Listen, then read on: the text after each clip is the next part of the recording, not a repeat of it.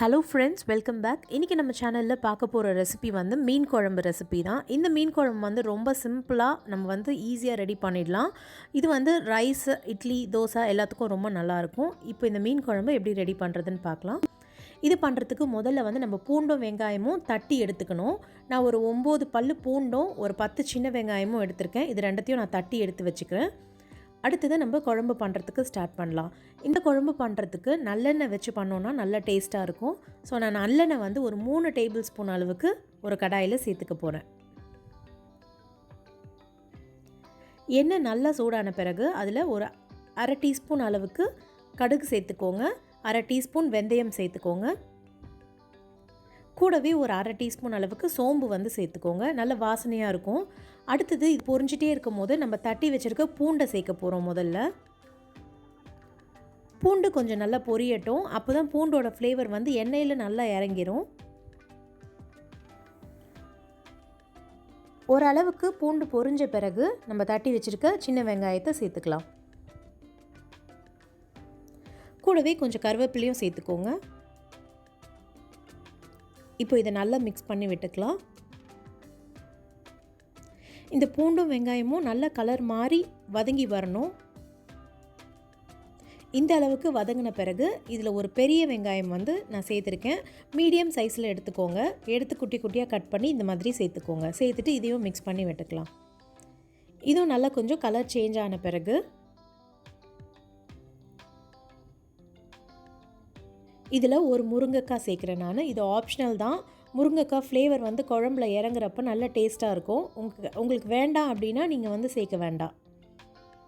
முருங்கைக்காய் சேர்த்து ஒரு நிமிஷத்துக்கு இந்த மாதிரி வதக்கி விட்டுக்கலாம். அதுக்கப்புறமா தக்காளி சேர்க்க போகிறோம். தக்காளி வந்து பார்த்திங்கன்னா ஒரு பழுத்த தக்காளியை எடுத்து கையிலேயே மசிச்சு எடுத்துக்கோங்க. மிக்சியில் போட வேண்டாம். கையில் நல்லா மசிச்சு இந்த மாதிரி எடுத்து இதில் சேர்த்துக்கோங்க. சேர்த்துட்டு நல்லா இதை கலந்து விட்டுக்கலாம்.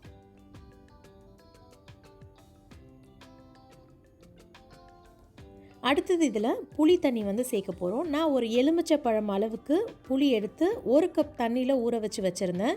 அதை நல்லா கரைச்சி வடிகட்டி எடுத்து வச்சுருக்கேன். இப்போ பார்த்திங்கன்னா 1 கப் அளவுக்கு திக்கான புளி தண்ணி இதில் சேர்க்குறேன்.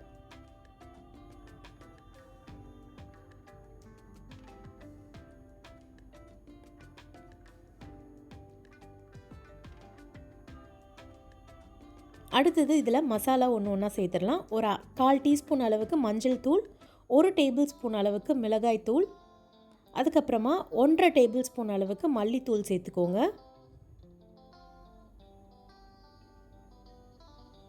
அடுத்தது ஒரு அரை டீஸ்பூன் அளவுக்கு சோம்புத்தூள், அரை டீஸ்பூன் அளவுக்கு சீரகத்தூள் வந்து சேர்த்துக்கணும். இதில் சேர்த்துட்டு இதை நல்லா கலந்து விட்டுக்கோங்க. இது வந்து ஒரு நிமிஷத்துக்கு கொதிக்கட்டும்.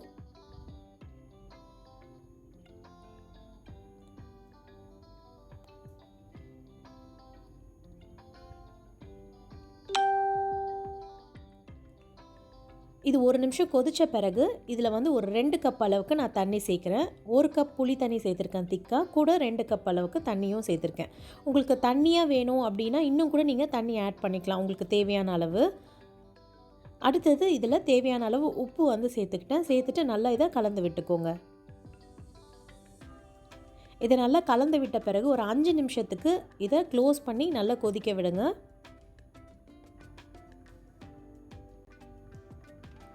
இப்போது 5 நிமிஷம் ஆயிடுச்சு. பார்த்திங்கன்னா குழம்பு நல்லா கொதிச்சிட்ருக்கு.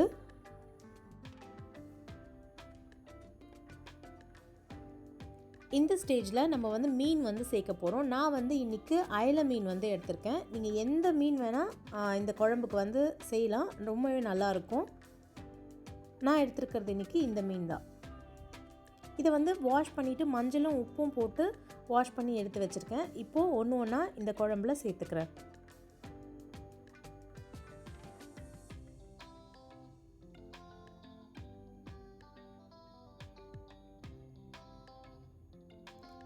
மீன் சேர்த்த பிறகு இதை வந்து ஒரு 3லேருந்து 4 நிமிஷம் வந்து கொதிக்க வைக்க போகிறோம்.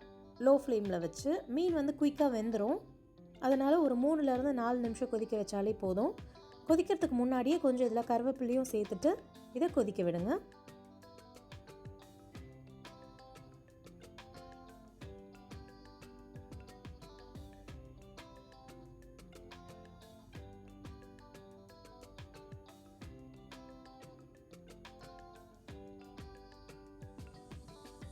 இப்போ பார்த்தீங்கன்னா மீன் குழம்பு நல்லா கொதிச்சு நம்ம சேர்த்த எண்ணெய் எல்லாம் தனித்தனியாக பிரிஞ்சு வந்துடுச்சு. மீனும் நல்லா வெந்துருச்சு.